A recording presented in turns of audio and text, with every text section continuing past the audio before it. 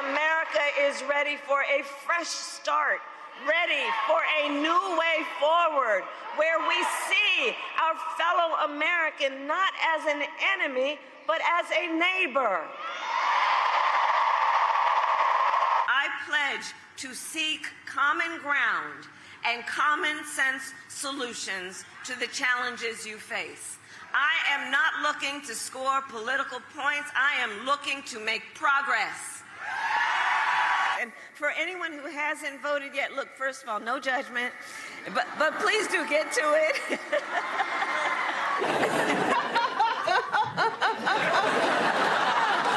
I don't really laugh like that, do I? A little bit.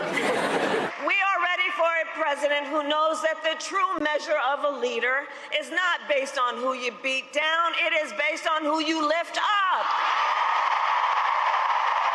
This is someone who is increasingly unstable, obsessed with revenge, consumed with grievance, and the man is out for unchecked power.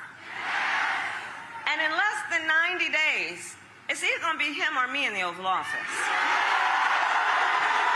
Now, Kamala, take my Pamela. The American people want to stop the chaos and end the drama with a cool new stepmamala. Kick back in our pajamas and watch a rom Kamala. We have an opportunity in this election to finally turn the page on a decade of politics driven by fear and division. We are done with that, and we are exhausted with it. Your vote is your voice, and your voice is your power. And I pledge to you to be a president for all Americans. For all Americans. A look at some of the closing messages from Vice President Kamala Harris over the final weekend of the 2024 presidential campaign. But I mean, and it was a very uniting message. Joyful, uniting. And I will say, clear. That's what candidates do. Right. At the end. At the end, you want to bring it together. Their arms out, Willie. Right. Across the fruited plains. Yes. Right. Across the rolling hills of the Republic. You say, come to me. Yeah. E pluribus unum. That's what you say. Yes. Right? Right? Yes. So this should not have been a surprise, but I loved, she hit all of her marks. Yeah. She's talking about bringing America together, being a president for all Americans, the sort of things that Americans have long said they wanted. Right. Consensus, compromise, unity. Unity. And that's a message that every politician, as they're wrapping up their campaign, that's what they do. Here now is some of what we heard and saw from former President Donald Trump. Did he do the same? The image of our country is terrible. It's terrible. It's a failed country. That's what it is. They view us as a nation in decline, but even worse, they view us as a failed country. Kamala's closing message to America is that she hates you. You know, there's got to be something there. I think she does. I do believe you. The day that I left, I shouldn't have left. I mean, honestly, because we did so well. That white, beautiful white skin that I have would be nice and tan. I got the whitest skin because I never have time to go out in the sun, but I have that beautiful white, and you know what? It could have been beautiful, tan, beautiful. And I have this piece of glass here, but all we have really over here is the fake news, right?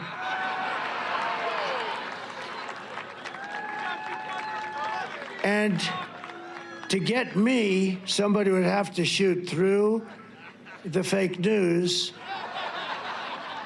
And I don't mind that so much, because I consider myself to be the father of fertilization. It's a very demonic party. I come in, and here's the problem. I said, oh, man, it's too low. I said, it's too low. So I had to go. In Lancaster, they found 2,600 ballots, all done by the same hand. In other words, the same exact penmanship, the same hand, the same everything. Your team is very good. I would say the Greek is a seriously good player. Do you agree?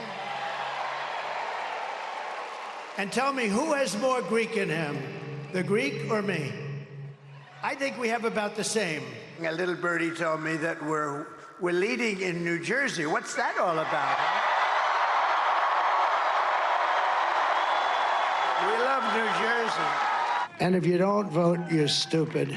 You're stupid. You watch. It's going to be so good. It's going to be so much fun. It'll be nasty a little bit at times, and maybe at the beginning in particular, but it's going to be something.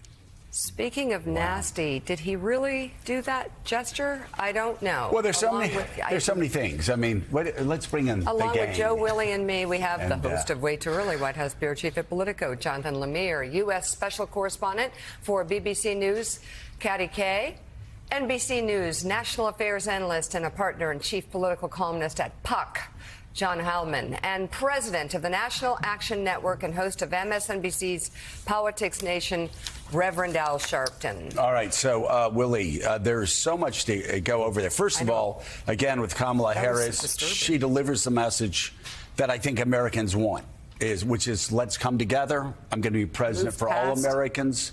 And she's done this for quite some time. Donald Trump, I couldn't write down the notes quickly enough. First of all, he was asleep on his feet in one of those events. But he talked about America being horrible.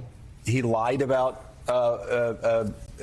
once again, spreading a big lie. He must be concerned about Pennsylvania. He keeps lying about Pennsylvania. Says he's the father of fertilization. I'm not exactly sure what that means. And then he did a graphic scene, like he was having oral sex. Oh my God! With the microphone, and some social media platforms actually would not play it because they said it was so obscene. And you look at that moment, and again, you hear these people running on radio stations content and saying that, oh, they're, he's going to save Christians. He's sent by Jesus. He's a Christian protector of women. He's a protector of women and all this. But all the lies were just stunning. And I don't know that I've ever seen as much contrast in a closing message, not just on energy and on vitality and on vigor, but also just the overall message of hope, optimism versus pessimism, grimness. And again, a calling 2 days after he called to have Liz Cheney shot by a firing squad, talking about how he wouldn't mind if the press got shot. Yeah, he said, I wouldn't mind that. You'd have to shoot through the fake news to get to me, and he wouldn't have a problem with that. I think start with the superficial, which you touched on, which is this was, when Joe Biden was the candidate, a contrast that Donald Trump was young and vital. Watch those two sets of rallies and tell me which candidate is young and vital, who looks exhausted. And then the second and perhaps more important piece of it is you didn't hear one word in any of those rallies from Donald Trump about the people. Yeah. About the people whose vote he wants. It's all about him. It's so funny you said that, because there was one rally where he said, all the seats are here, right? Everybody, and the cameraman panned around and you saw all these empty seats. But I saw something else as he was talking about himself and his grievance. I saw people up in the stands with their arms like around empty seats and just kind of looking around. It's crazy. He never talks about them. He never talks about the people. He talks about himself. Yeah, and Kamala Harris's message here down the stretch, as you said, she made her sort of final critique of Donald Trump this weekend and now has turned to, hey, we want to turn the page together as a country. We want everybody on board. She was talking to Republicans. There's a place for you in my campaign. There's a place for you in my administration. There's a place for you in this country. And the Wall Street Journal, actually, Joe, the front page talking about Donald Trump's final weekend, you can go right here. It says, dark pitch gets third airing, asking if voters really want to hear American carnage a third time. Will it sell this time? And that's exactly what Donald Trump is selling here at the end. Katty, the grimness, again, the grimness over the past several weeks have been just the opposite, actually, of what Donald Trump tried to do in the last 10 days of the 2016 campaign, where he won. When you ask people, why did Donald Trump win? And they always say, well, after the Mueller letter, he bit his tongue. He stayed quiet. It was one of the only times he ever showed any discipline. And he finished quietly and got out of the way of the voters. Here, my gosh, if you go back over the past 2 weeks, you have Donald Trump talking about using the military, using the National Guard to go after Democrats and to arrest them. You have Donald Trump talking about getting a firing squad and shooting at the face of Liz Cheney, one of the most conservatives in Congress during her stay there. This past weekend, you had him talking about shooting the press and saying he wouldn't mind if the press were shot.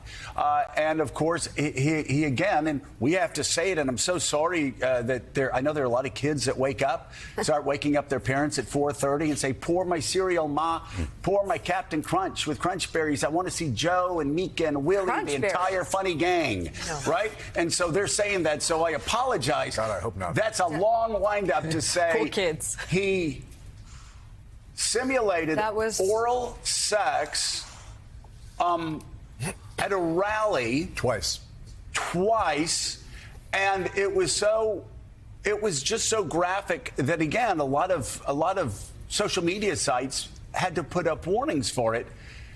And that's his closing campaign. He seems more untethered and more exhausted at the same time. The contrast, the first campaign I ever ran, the guy that I talked to early on in the campaign, he said, Joe, this campaign's all about contrast. You're young, your opponent's old. Drive that. It's all about contrast. You get to the end of this campaign, I've never seen a greater contrast in American politics. Yeah, this is not the campaign that Chris LaCivita and Susie Wiles were trying to get Trump on, and it's certainly not the campaign that it was, when they seemed to have some amount of control earlier this year, and we were all talking about how much more disciplined this campaign was. I think the October surprise was Donald Trump deciding filters, what the hell, I'm just going to throw them away, and saying whatever he wanted at that campaign with the famous microphone incident. He also said to the crowd, do you want to see me go backstage and bash some heads in over this? I mean, the violence of the rhetoric. And if Kamala Harris has the momentum now, and if we're going to speak to Ann Seltzer in a minute, if it looks like women are turning out in big numbers, this campaign will partly have been defined by Dobbs and all of the work and the stories that Mika's been airing all of last week and how women are hearing those, but also by the nature of Donald Trump. When Donald Trump talks about violence like this, when he talks about beating up his stagehands because his microphone isn't working the way that he wants them to, that doesn't inspire a lot of women to think, oh, yeah, well, this is the guy we can trust with the nuclear codes and the keys to the Oval Office.